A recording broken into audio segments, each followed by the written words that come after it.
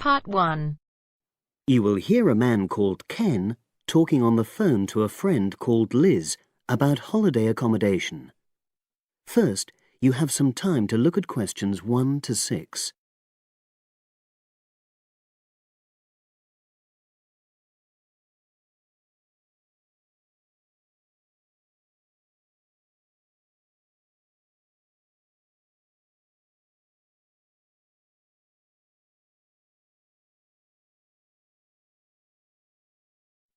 Now we shall begin.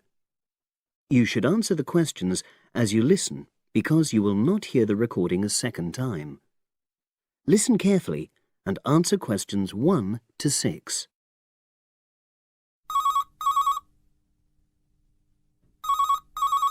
Hello. Hi Liz, it's Ken here. Hi, Ken. Nice to hear from you. Are you... This is just a quick call, but Mary and I have just been talking about our summer holiday. We haven't booked a place yet, and we've left it a bit late. We were just wondering if you know of any holiday rentals in your area. It's so nice there. Well, yes. I can think of 2 or 3 places that are very nice. What dates have you got in mind? The 10th of July to the 22nd of July. Oh, yes. That is quite soon, isn't it? Well, there's a place near here called Moonfleet. Is that MOONFLEET? That's right. It's quite a rural location, and it's next to the owner's house, but it's got fields all around it, so it's very pretty. Sounds okay. Can you tell me a bit more about it? Well, it's an annex to the owner's house, and it's an apartment with 2 bedrooms and an open-plan living area. Well, I like the sound of it. Is there anything we might not like about it? Well, it's quite a distance from the nearest shops, that's all. Okay. And... well, I'll tell Mary, but I don't think she'd mind that. Do you know how you book it? You have to book on the internet. There's a web address. It's www.summerhouses. One word? Yes, then .com. You'll be able to look at a photograph on that. Okay. And what about the others? Where are they? The second one I'm thinking of is called Kingfisher, and that's even more rural. It's a really beautiful location, in fact. It's by the river, and it's got nice views. It overlooks woodland on the other side. Is that an apartment? No, it's a 3-bedroomed house, and that's got a dining room as well as a separate living room and a kitchen. But I expect it's more expensive. You'll have to check the prices. It's probably a bit bigger than we need, but our nephew might be joining us. We're not sure yet. How do you book Kingfisher? You have to phone the owner directly. Shall I give you the number? I've got it here in my phone book. It's 01752 669 218. Right. Before you hear the rest of the conversation, you have some time to look at questions 7 to 10.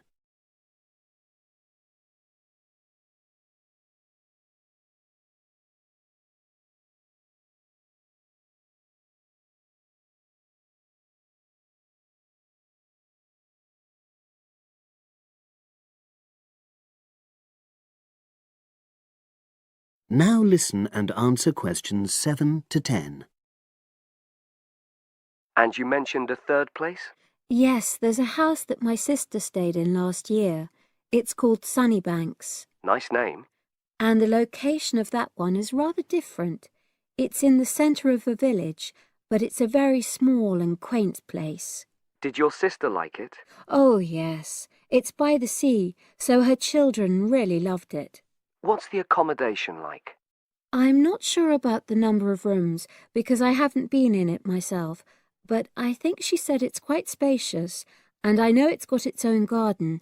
It's not very big, but it's not shared with anyone else, and it's supposed to be very pretty. Any snags, problems? The only other thing I can think of is that there's nowhere for parking. The streets are too narrow, so you have to leave your car somewhere else and then walk to the house.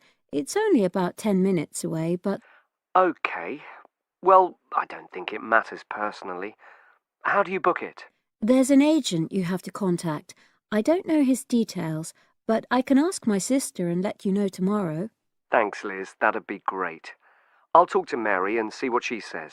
Thanks for your help. That's okay, Ken. I'll speak to you again tomorrow. I hope you find what you're looking for. That is the end of part 1. You now have half a minute to check your answers.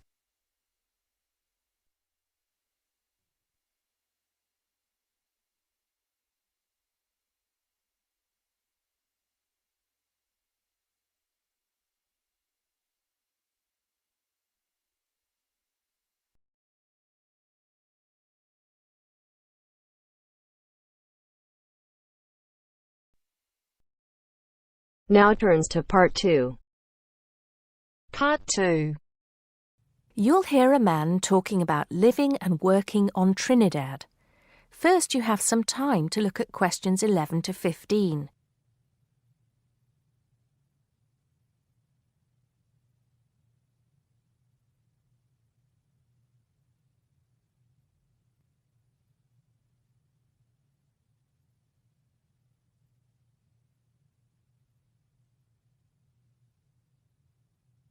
Now listen carefully and answer questions 11 to 15. Hi, I'm Steve Pinfold, and I'm here today to tell you about my gap year, which I took about 20 years ago.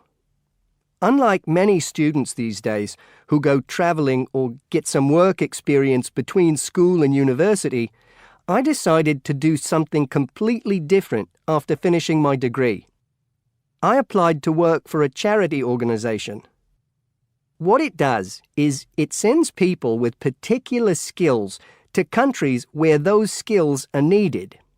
Apart from having some experience teaching English to summer school students, I didn't have any particularly useful skills, I thought, but luckily I was still accepted. I had to find the money for the flight, but you get free accommodation. I stayed with a family of 5. And you do get paid, but not much. It's a bit like pocket money, enough to get by. I worked in an orphanage and taught English at a local school. Where was I? Well, originally I was going to be sent to a village in India, but at the last minute the organisation decided to send me to Trinidad. Now, this is a fascinating place. It's an island in the Caribbean. Well, in fact, the country is actually 2 islands. The smaller one is called Tobago, which is connected somehow to the word tobacco. Anyway, there I was, a young white guy living and working on an island which is mostly a mixture of descendants from Africa and India.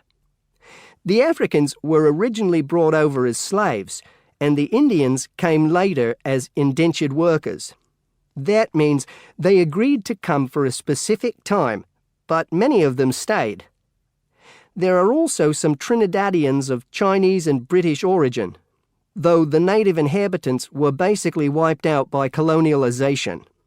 I myself felt completely accepted and had the time of my life. The language everyone speaks is English, so there was no problem for me there, but some concepts don't quite translate. They're pure Trinidadian. There's the term liming, for example, which means sitting around watching the world go by. Also, there's the famous carnival, when the whole island is taken up in playing mass. For a whole month, around February or March, it depends when Easter is, everyone's busy preparing costumes, practicing calypsos, soca and steel pan music, and most importantly, partying. Before you hear the rest of the talk, you have some time to look at questions 16 to 20.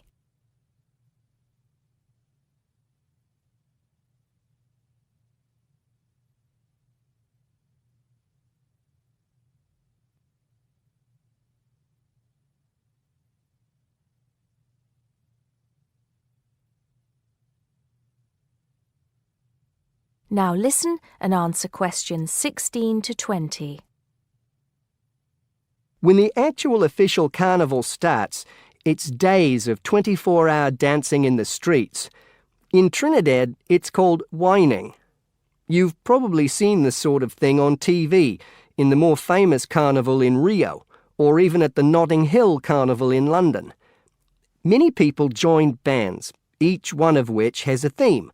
For example, the Sea or Jungle Fever, and they have costumes designed and made to go with the theme. These can cost $1,000 for the king and queen of each band. They're incredible. The whole city is a non-stop party zone, full of colour and sound. It's serious too. The bands are in competition and the winner gets $1 million. Sorry, I got a bit carried away with those memories. Back to my real job there. The orphanage was called St. Augustine's, and that's also the name of the place where it was, St. Augustine, a town just outside the capital city, Port of Spain. I didn't have any particular job description, just to be with the children and tell stories, sing songs and play games. Oh, and we also went camping in the jungle once. I could tell you a few stories about that particular escapade. Every time I arrived at the gate, kids would come running towards me, shouting, with big smiles on their faces. The younger children seemed fascinated by my blonde hair and loved to touch it as if it was something miraculous. The English teaching I did 2 days a week in a primary school for 6 to 11-year-olds. The kids may have been poor, but they all wore neat and clean uniforms and were so respectful and enthusiastic. I've now been teaching for many years in different countries, and I still think those were the best students I've ever taught. What else did I do while I was there? I swam a lot. Can you imagine what it's like swimming with dolphins and with pelicans diving into the sea right next to you? More seriously, I trained to be a Samaritan. That's someone who listens and supports people who have problems with their lives. Overall, what I took from the experience was a sense of being in another culture, or rather cultures. As humans, we all share many characteristics, but we express ourselves in various ways. In Trinidad, there are lots of different communities and religions, and so many different kinds of festival to see. Hindu, Muslim, Christian, as well as some rather mysterious African traditions. There are quite a few Rastafarians too. Trinidad is, as Americans are fond of saying of their own country, a melting pot where everybody is greeted warmly. Go and see for yourself. I'm not sure how it's changed since I was there, but I'd love to find out. That is the end of part 2. You now have half a minute to check your answers.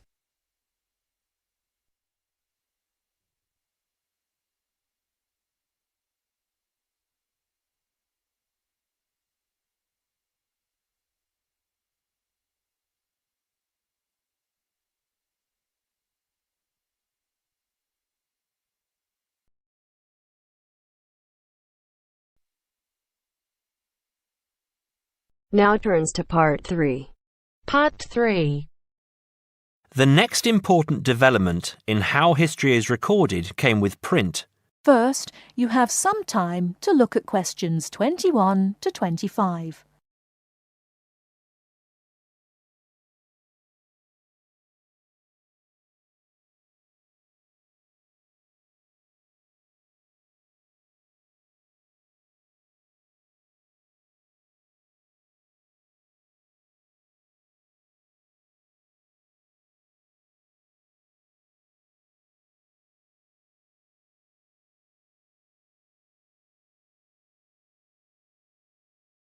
Now, listen carefully and answer questions 21 to 25.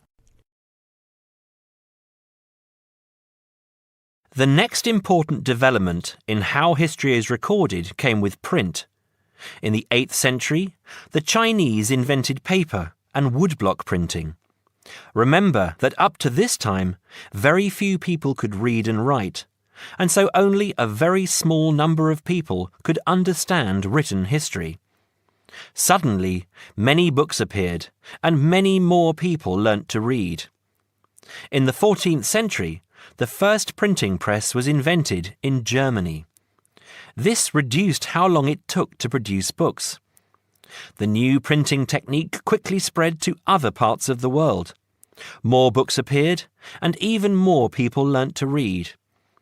The first printed newspaper appeared in 1605, and the first daily newspaper in 1702. Now, people could read news stories soon after the event happened, and every event was recorded and stored.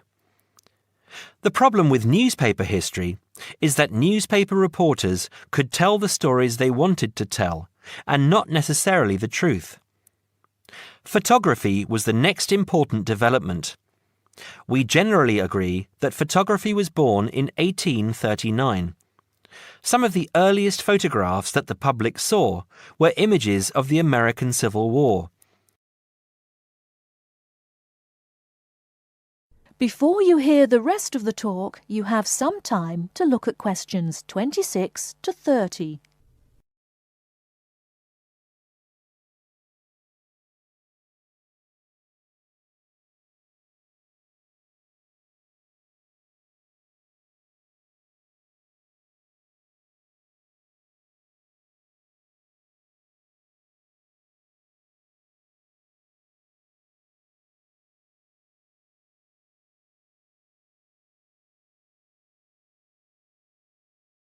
Now listen and answer questions 26 to 30. People were shocked by the photographs of dead soldiers, and for the first time saw the reality of war. By 1850, photographs appeared regularly in newspapers, and people now expected the truth. At the end of the 19th century came the first motion picture camera. Soon, history was being recorded as moving images. In the 1930s, television brought moving images into people's homes. More and more people saw history as it happened, and more history was recorded. Today, of course, we expect that every event in the world is recorded. Satellite TV and the Internet allow people to watch any event, anywhere in the world, as it happens. It doesn't matter if the TV cameras are not there. People carry around mobile phones and can record any incident and then share it online. Families have their own video cameras and record their own history. Children now grow up watching their parents and grandparents on film. I'm sure you'll agree that the transition from storytelling to what we have today has been dramatic, and I hope that... That is the end of part 3. You now have half a minute to check your answers.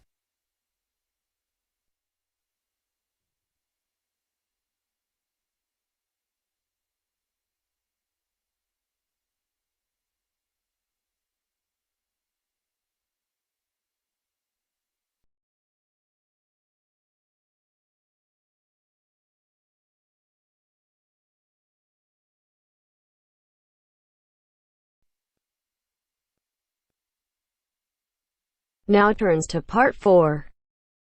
Part 4. You will hear part of a lecture about how adults and babies communicate. You should answer the questions as you listen because you will not hear the recording a second time. First, you have some time to look at questions 31 to 40.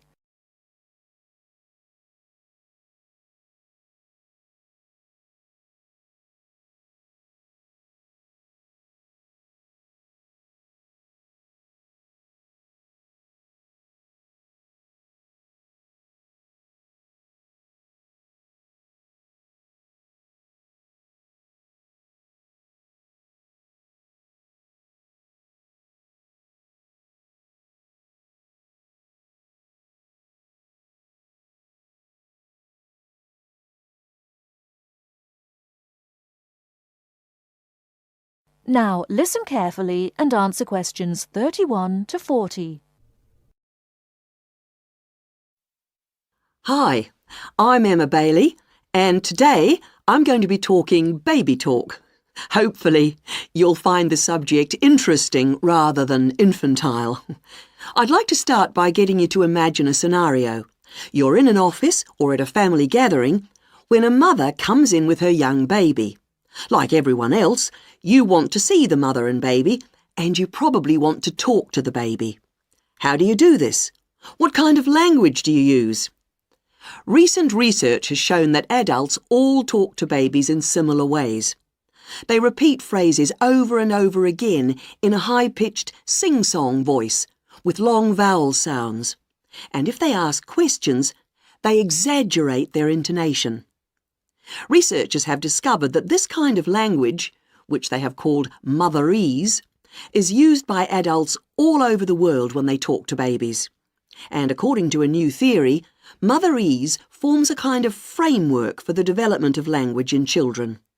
This baby talk, so the theory goes, itself originated as a response to another aspect of human evolution, walking upright. In contrast to other primates, humans give birth to babies that are relatively undeveloped. So, whereas a baby chimpanzee can hold on to its four-legged mother and ride along on her back shortly after birth, helpless human babies have to be held and carried everywhere by their upright mothers. Having to hold on to an infant constantly would have made it more difficult for the mother to gather food. In this situation, researchers suggest, human mothers began putting their babies down beside them while gathering food. To pacify an infant distressed by this separation, the mother would talk to her offspring and continue her search for food. This remote communication system could have marked the start of motherese.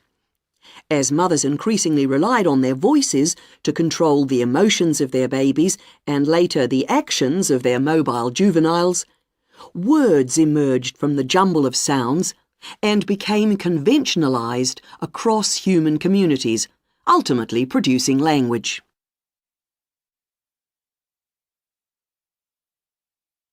Not all anthropologists, however, accept the assumption that early human mothers put their children down when they were looking for food. They point out that even modern parents do not do this.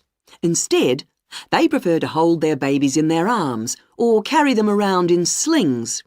They suggest that early mothers probably made slings of some kind, both for ease of transportation and to keep their babies warm by holding them close to their bodies.